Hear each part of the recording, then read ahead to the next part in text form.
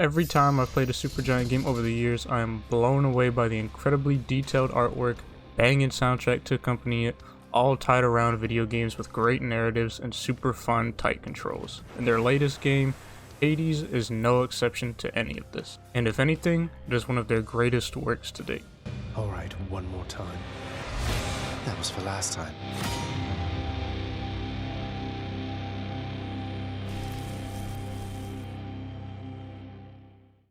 Alright guys, welcome to this episode of the Moses Monocle, and as you can tell by the title and that little intro, today we're going over the latest release from indie developer Supergiant Games called Hades. Hades is a roguelike game. You play as Zagreus, the son of Hades, the king of the underworld, or the god of the underworld, whatever you want to call him. And without giving any spoilers, because I don't want to do that, pretty much your mission in the game is to escape from hell and to make it to the overworld for answers about your childhood, basically. And with this being a roguelike, the gameplay is roguelike gameplay. You're going and battling through these levels and through the tiers of hell in this game with randomized, procedurally generated loot that can drop and builds that you can go for that you just kind of have to get lucky to get the good stuff or the stuff that you're really looking for. So each run is different. And while you are technically going through the same 3 levels of hell, each run is procedurally generated. Each run is going to have different style of room, different style of enemies. And yeah, it's all just in true roguelike fashion. It's pretty much playable indefinitely. There's always something new to see, even when you think you've seen everything.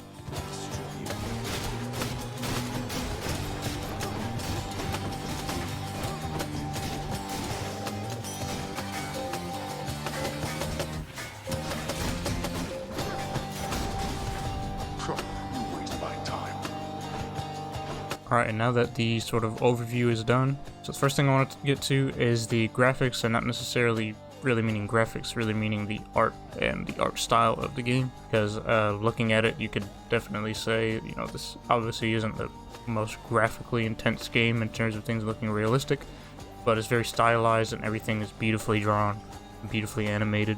It's pretty much Supergiant's signature style at this point. They do this with every one of their games, and this is just carrying that tradition on with the Supergiant aesthetic. Within this game, there are technically 5 different sort of levels that you go through, being Tartarus, Asphodel, Elysium, and the Temple of Styx. And then at the end, there's the Overworld, which these 5 levels sort of contain the entire game. And within each of these levels, there's unique character types, unique environments, unique bosses, unique enemies, and just pretty much every different chamber of hell, as they're called in this game, has their completely own look and feel and their own way to play through them. A great example is Asphodel being the only one that has, you know, lava and fire, and there's magma surrounding you pretty much all the time, which is an environmental hazard. It's just something you don't really see in the other levels of hell. And then at the Temple of Styx, there's enemies that have poison, and there's little wells hidden around the levels that you have to go to get the antidote to unpoison yourself. And it's just unique little things like that as part of the environment, let alone the unique enemies and enemy types.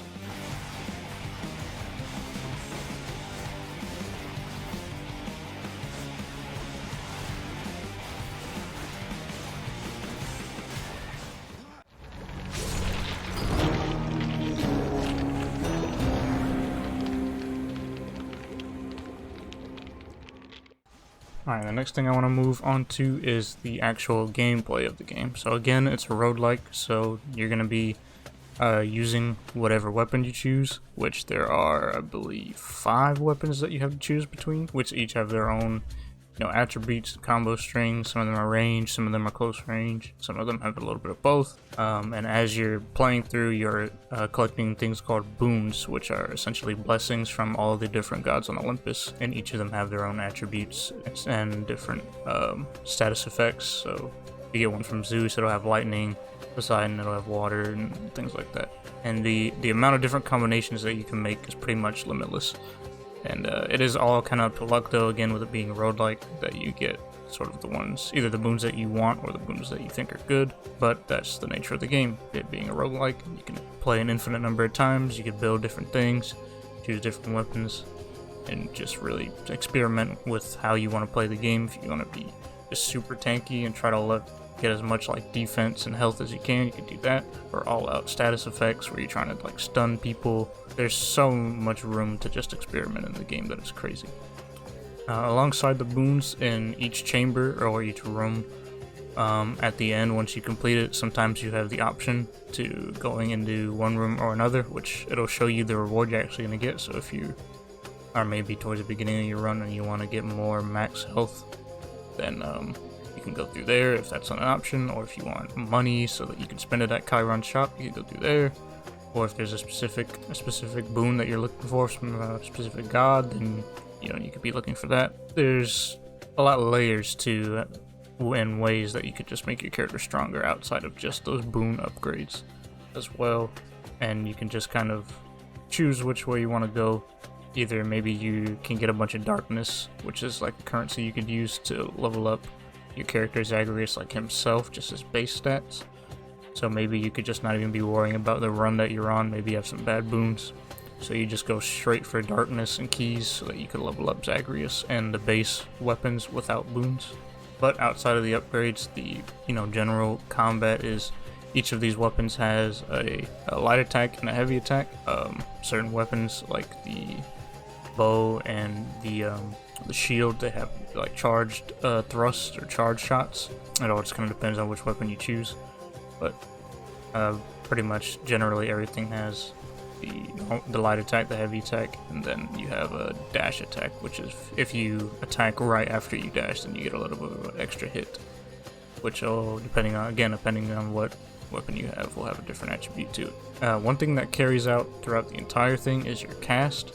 So these little red ruby crystal looking things are essentially a projectile that you always have no matter what weapon you choose. But again, with the different boons, you can change it into other things. So like the one that I personally like and I think is the best is one from Demeter, the goddess of winter. It essentially turns your casts into just little crystals that shoot laser beams autonomously. And there's a lot of different ones you could get. Hades, you can turn it into pretty much like a spinning big shuriken type thing. And there's just a bunch of different options.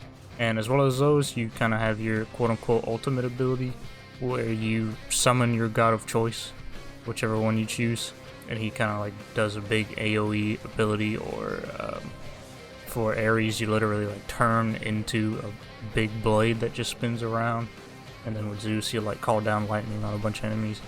It's all different just depending on what god you got your enchant from, your boon from. And there's a bunch of different gods to go through, so it's really up to you how you shape your run and how you shape your character and what you can really do.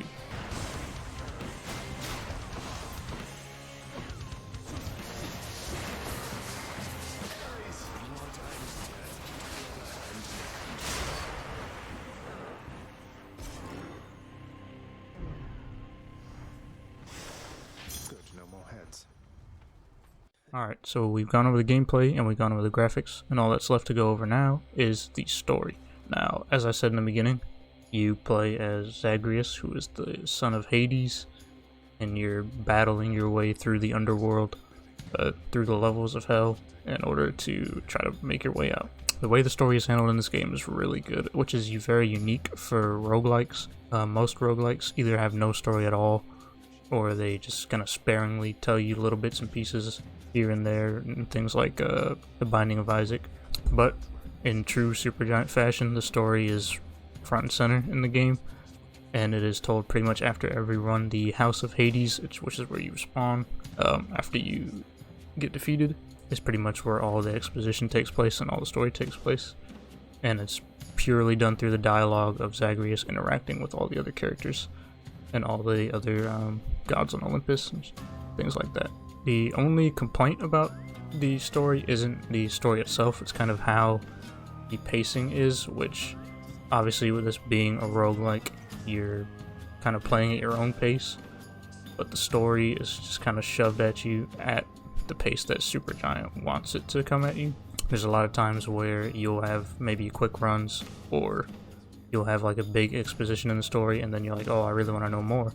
But you have to go through an entire run to get to that next part of the story, which it either ends up you have a really long run and then you don't even remember what happened, or you get through any sort of run and then you get back to the house and not much is really said about the story. It's just kind of in predetermined spots where it seems like Supergiant is gonna push those dialogues through, which is a little bit odd, but at the end of the day, the story itself is very well delivered. All the voice acting is absolutely amazing. Again, it's Supergiant. If you've played them before, it's already, you come to expect it. That's really my only complaint about the story, is just the way and pacing and how it's delivered and how that's handled. But again, with this being a roguelike, it's, I guess, kind of a difficult thing to do because it isn't a traditional way of telling a story. You're interrupting private conversations, Agrius. Leave us. No, let him stay if that's what he wants. What does it matter? He's technically allowed within these halls, but he must know he isn't welcome anymore. They are helping you because you are family. Family with whom they do not yet have a complicated past. It's getting complicated pretty fast. And one more element to this game that I want to quickly accentuate is the soundtrack. Like, I can only talk about the soundtrack, so much, but you really just have to listen to it, and especially listen to it in the context of the game. It just absolutely slaps. Again, it's a Supergiant staple. All the soundtracks in every single one of their games are amazing, and this is no exception. Just every song is so fitting, and there's pretty much a specific song for any little scenario, any character interaction. It's truly amazing. It's something that I can't really express in words because it's music. It's hard to talk about it, but just take my word for it. If you play the game, you're definitely not going to be disappointed in the soundtrack to accompany it.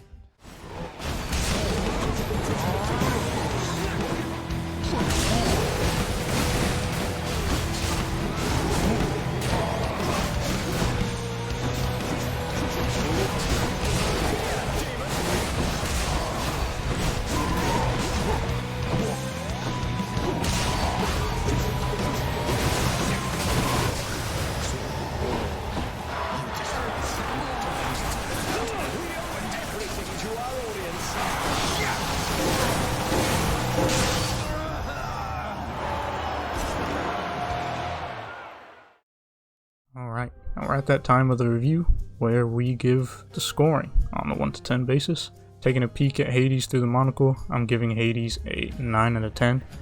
There really isn't anything that I dislike about the game, just as a whole.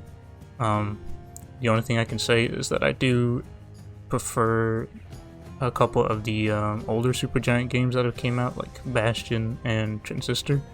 But that's mainly personal taste because I prefer the whole, there's a start and an end to a story, and with this being a roguelike, you can just continually play it and play it and play it, and that's not necessarily a knock on the game in itself. That's more of, again, just a personal taste. So yeah, that's the Moses Monocle. That's the review for Hades. Let me know what games you guys want me to review next, if you have anything in mind, or anything. It doesn't have to be a new game either, it could be just something that I haven't played, haven't covered. Or maybe you want to know my opinion on like movies or TV shows. I'm not opposed to doing that either. And just let me know what you guys want to see regardless, not even review related, just in general. I play the playthrough of these games that I do the reviews on, so this would be the second one. And then the last one was Ghost of Tsushima. I do the playthroughs of these on my Twitch. I do those live. So if you want to see that, links in the description as always. Like and subscribe here and leave a comment if you really enjoyed. And yeah, see you in the next one.